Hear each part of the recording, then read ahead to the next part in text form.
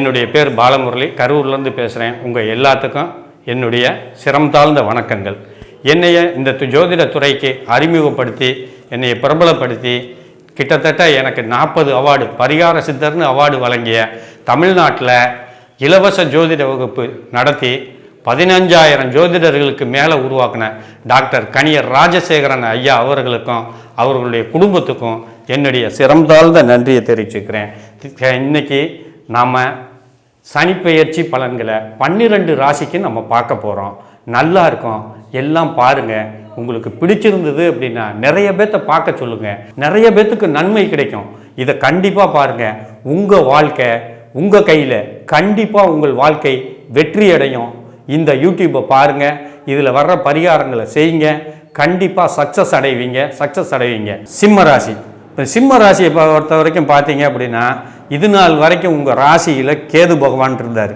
அப்போ இந்த கேது பகவான் இப்போ விலக போகிறார். இந்த 2025 இந்த சனிப்பெயர்ச்சி பலனில் விலக போகிறாரு. அப்போ உங்களுக்கு இந்த சிம்ம ராசியை பொறுத்த வரைக்கும் ராகு கேது பெயர்ச்சி இருக்குது, சனி பெயர்ச்சி இருக்குது, குரு பெயர்ச்சி இருக்குது. ஆனால் ஒன்று, உங்களுக்கு இதுவரைக்கும் 7ஆம் இடத்துல இருந்த சனி பகவான் அஷ்டமஸ்தானத்தில் போகிறதுனால ரொம்ப ஜாக்கிரதையாக இருக்கணும். 5ஆம் இடம் 8ஆம் இடத்து அதிபதியாக குரு பகவான், இன்றைக்கு அந்த குரு பகவான் உங்களுக்கு ராசிக்கு 11ல் இருக்கார். சரியா? ராசிக்கு 11ல் இருந்து அந்த குரு பகவான் 7ஆம் இடத்தையும் 9ஆம் இடமான உங்கள் ராசிக்கு 6ஆம் இடத்தை பார்க்குறாரு. அதனால எதிரிகளுடைய தொந்தரவுகள் கொஞ்சம் சற்று குறையும். உடல்நிலைகள் கண்டிப்பாக பாதிப்பாகும். மருத்துவ செலவு இந்த ஜாதகர்களுக்கு உண்டு. இவங்க பெரிய முதலீடுகள் எதுவும் பண்ண வேண்டாம். புதிய வீடு வாங்கிறத தவிர்த்துக்கங்க. வீட்டை புது வீடு போக்குவரத்து ஏதாச்சும் பண்ணுறதா இருந்தால் இந்த சூழ்நிலையில் நீங்கள் மிதுனத்தில் குரு இருக்கிறப்ப வாங்கிக்கலாம். மிதுனத்தை விட்டு குரு கடகத்துக்கு வர்றப்ப வீடு சம்பந்தப்பட்ட துறையை எதையும் நம்ம ஆல்ட்ரு பண்ணக்கூடாது, எதையும் தொடக்கூடாது. அதே மாதிரி இந்த சிம்ம ராசிக்காரங்களை பொறுத்த வரைக்கும் என்ன அப்படின்னு பார்த்தீங்கன்னா, எல்லாருமே அந்த ஒரு தாங்குகிற அந்த ஒரு மென்டாலிட்டியோடு இருப்பாங்க.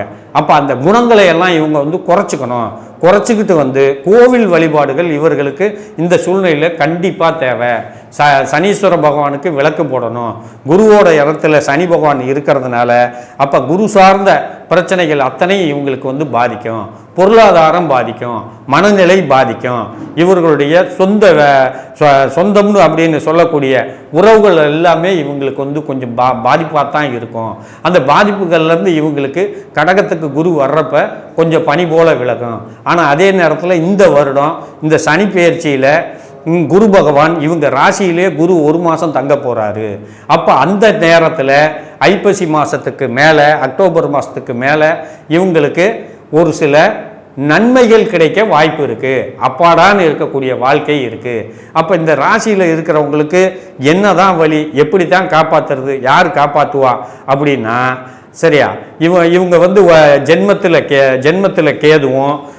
ஜென்மத்தில் கேதுவும் 7ல் ராகும் இருக்காங்க.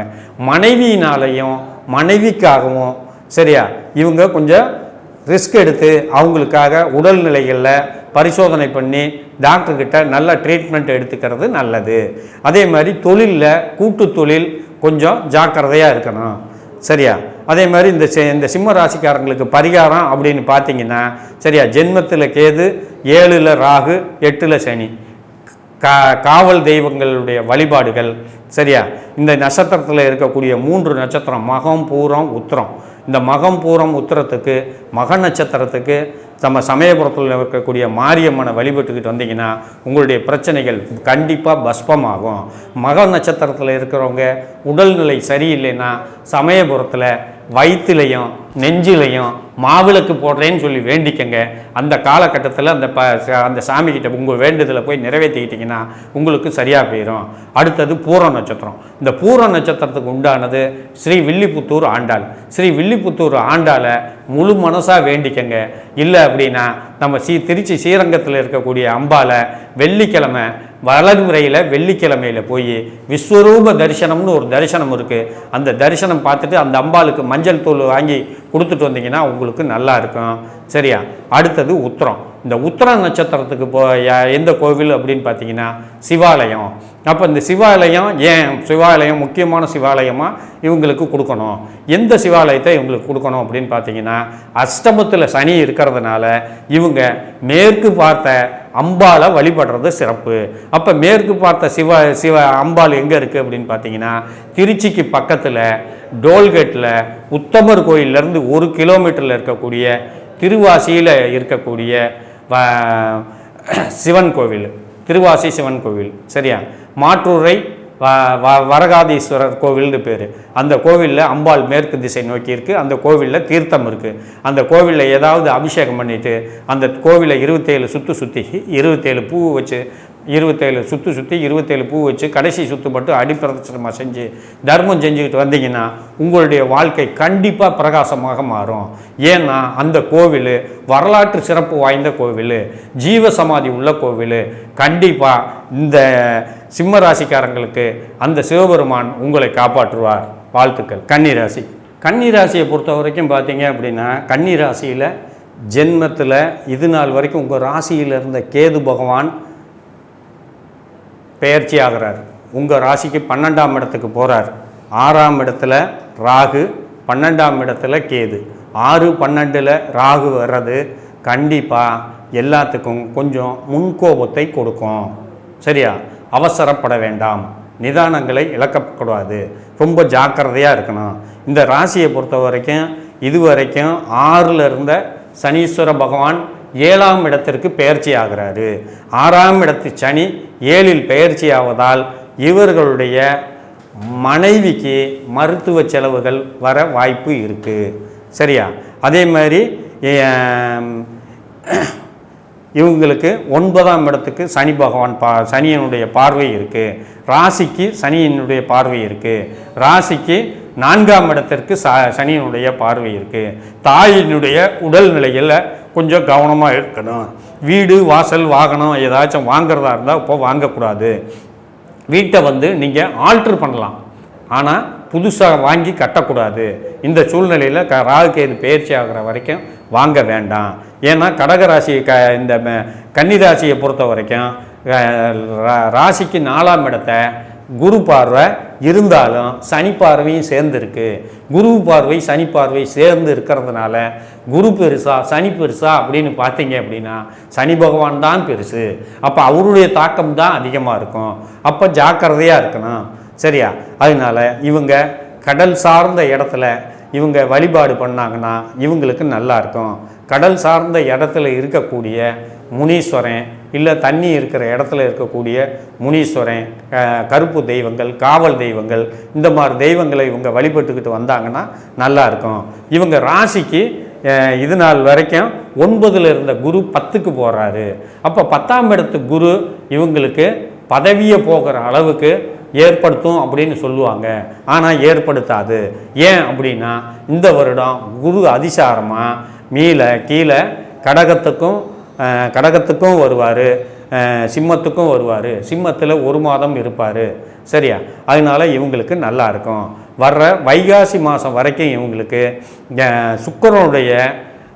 சுக்கிரன் உச்சமாக இருக்கிறதுனால இவங்களுக்கு நல்லா இருக்கும். 2, 9 கூடிய சுக்கிரன் 7ஆம் இடத்துல சனியோட வீட்டில் இருக்கிறதுனால புதுசாக பொருள் வாங்குவாங்க. தகப்பனாருடைய உடல்நிலைகள் முன்னேற்றமாகும். தகப்பனாருக்கு ஏற்படுத்தக்கூடிய அத்தனை தொந்தரவுகளும் சீராகும். இவங்களுடைய பூர்வீக ஏதாவது ஒரு கோவிலில் தலைமை பொறுப்பை ஏற்று நடத்தக்கூடிய ஒரு கோவில், அந்த கோவில் சீராகும். இவங்களை பொறுத்த வரைக்கும் இவங்களுக்கு இஷ்ட தெய்வம் குலதெய்வம் வழிபாடு இது நாள் வரைக்கும் செஞ்சுருக்க முடியாது.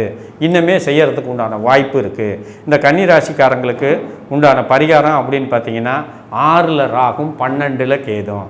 அப்போ 6ஆம் இடத்து ராகும் 12ல் கேதும் இருந்தால் ஃபஸ்ட்டு நம்ம ராகு கேது பரிகாரத்தை செய்கிறது ரொம்ப சிறப்பு.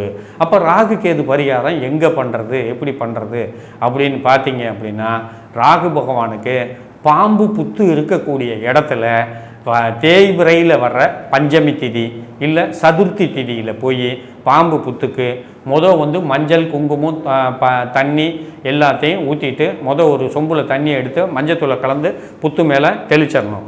அதுக்கப்புறம் புத்தை சுற்றி தண்ணியை ஊற்றிடணும். அதுக்கப்புறம் அந்த புத்துக்கு மஞ்சள் குங்குமம் போட்டு மேலிருந்து கீழே வச்சிடணும். 4 பக்கமும் வச்சுவிட்டு பச்சரிசியும் நாட்டு சர்க்கரையும் கலந்து அந்த புத்தை சுற்றி போட்டுடணும். சரியா? புத்தை சுற்றி போட்டுட்டு ஒரு தேங்காய் பழம் உடைச்சி ஒரு சக்கரை பொங்கல் வச்சு தீபாராதனை பண்ணி அன்னைக்கு அந்த புத்தை தேய்பிரையில் வரக்கூடிய சதுர்த்தி பஞ்சமி திதியில் ஒரு 48 சுத்தம் 108 சுத்தம் சுற்றி ஒரு சக்கரை பொங்கல் தர்மம் பண்ணி சாஸ்தாங்கமாக ஒரு தலை நாகர் 5 தலை நாகர் வாங்கி அங்கேயே வச்சு 7 அபிஷேக பொருள் அபிஷேகம் பண்ணிவிட்டு திரும்ப அந்த சாப்பாடை எல்லாம் எடுத்து தர்மம் பண்ணிவிட்டு அந்த 1 தலை நாகரையும் 5 தலை நாகரையும் எடுத்து உங்கள் தலையை 108 சுற்றி ஓடுற தண்ணியில் ஆற்றுலையோ கடல்லையோ உங்கள் தலைமையில் வச்சு 3 ரூபா காசு வச்சு தண்ணிக்குள்ளே போனதுக்கப்புறம் பின்னாடி தள்ளி விட்டுட்டிங்கன்னா உங்களுக்கு கண்டிப்பாக ராகு கேதுவனுடைய தோஷம் விலகி இந்த ஜாதகர்களுக்கு எதிர்காலத்தை கொடுக்கும். நன்றி, வாழ்த்துக்கள்.